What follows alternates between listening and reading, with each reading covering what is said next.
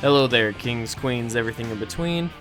In this video, I'm going to be talking about Dead Island 2, and is it actually worth your time and money, and how good it is on its own and as a sequel, and the pros and cons. So let's get into it.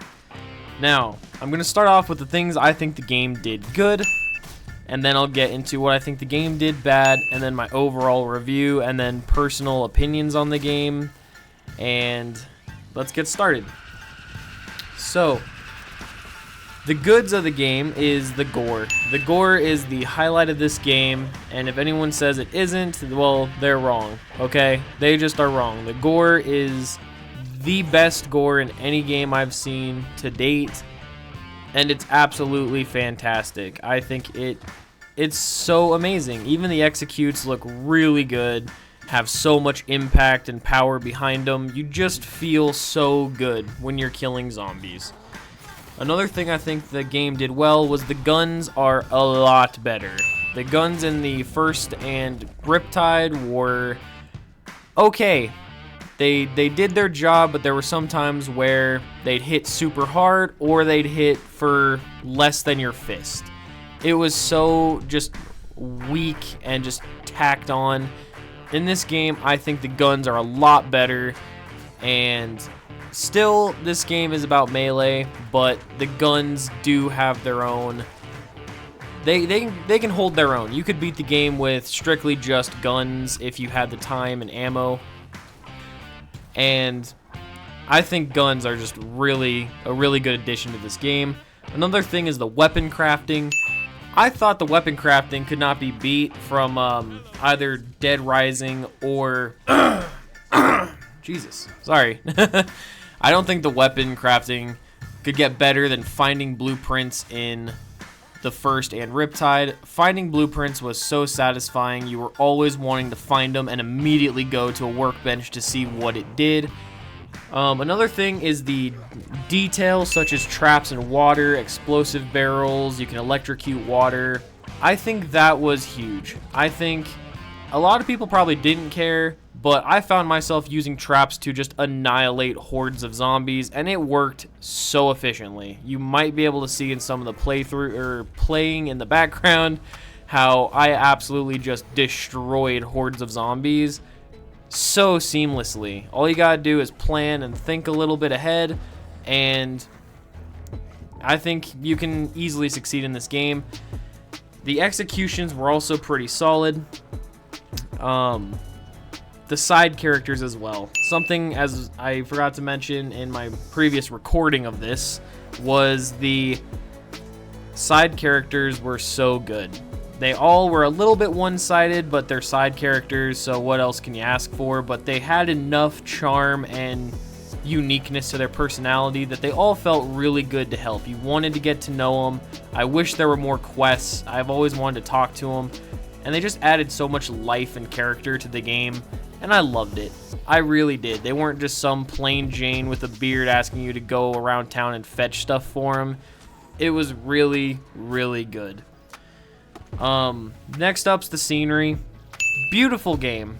I think the locations, even though it's set in LA, they found a way to take the interesting parts and just unique level design and find a way to mix it up. It's not just the same beach and same town over and over and over again, which I loved. I thought they did a fantastic job at making the level design very different and a different experience as a whole.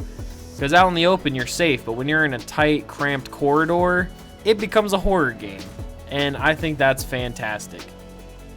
Now, we're going to be getting on to the things, the bads in my opinion, that the game did wrong. Let's get started. So, as I was talking about scenery, the maps are very short. Very short. So, they got rid of vehicles because the maps are very tiny. You can run from one side of the map down to the other in about 2.5 minutes. They're smaller than Battlefield maps. Okay, they're tiny. Very tiny. And I think that was one of my biggest complaints, was I wanted to explore every inch of this world, and they are just so tiny. So tiny.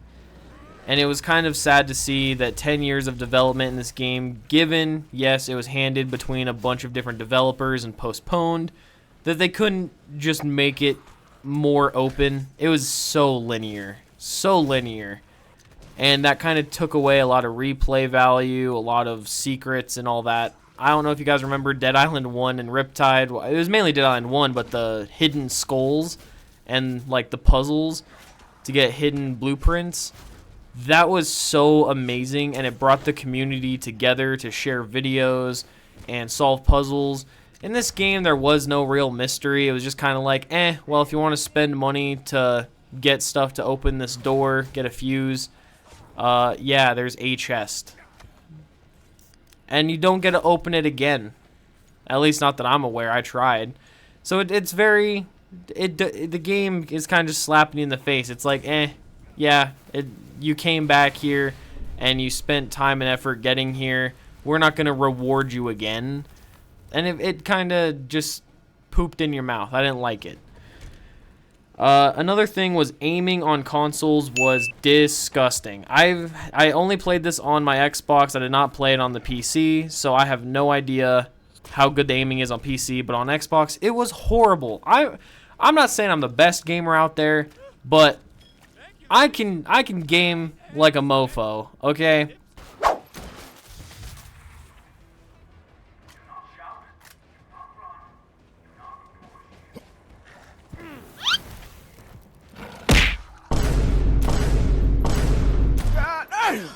The aiming was awful. You probably saw in the video me miss a lot of easy shots because it's so bad. It is like a mix between sluggish and too fast.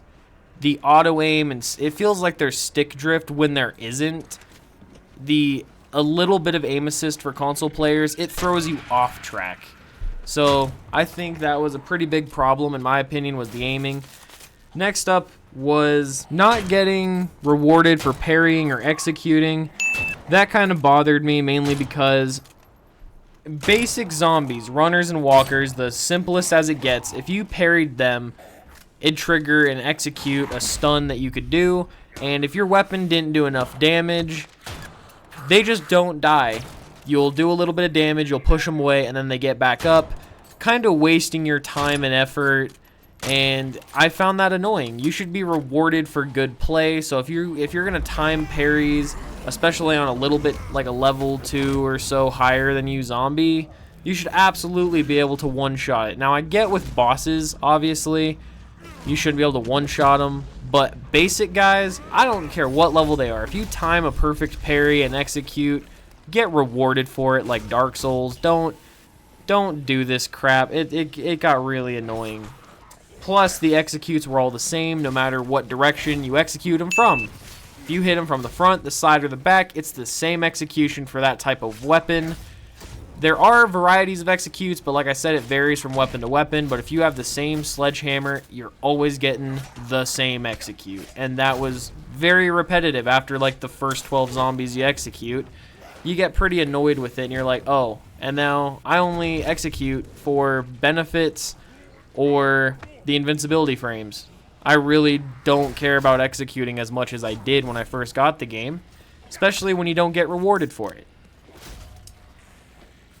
Another thing about the game, in my opinion, was the perk deck system. I understand they wanted to do something different, but please bring back the skill trees. I loved the skill trees way more. You could actually really get in depth with how you wanted your character throughout the game, but on here it's just a couple perk decks and you don't get a huge variety from the start, and by the time you get to the end of the game, I never saw myself switching from the first couple cards I got. And I'm not kidding, I was so busted and broken and could just heal super easily. All I had to do was parry one zombie and I'd be at full health, get so many bonuses and buffs that I kind of sped through the game. It was pretty easy. But then again, that was my play style. My play style was more counter attack and counter play.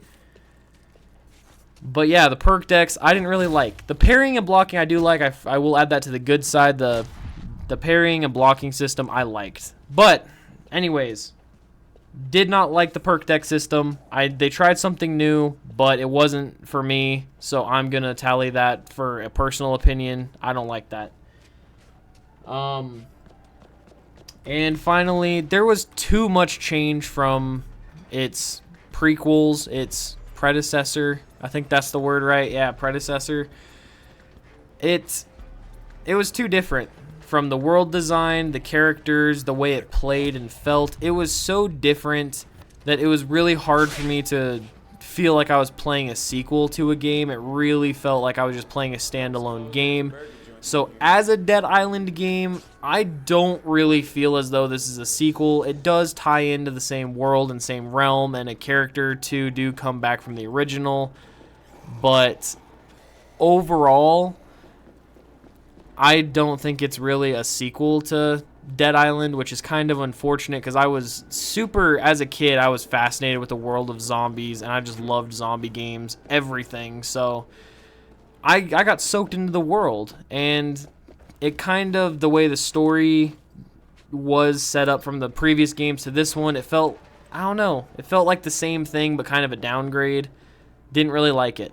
Okay, now I'm going to be talking about the overall opinion on my game, but overall opinion on this game. God, I am, no more early morning reviews, guys. I'm not doing this early in the morning. Screw that. My brain is still trying to wake up.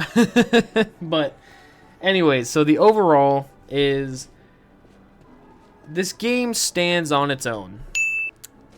Like I said before, it doesn't feel like a sequel. It was changed too much. But as a standalone game, it is solid. It is good, better than average. And so if anyone says, oh, it's garbage, it's trash, I highly disagree with them.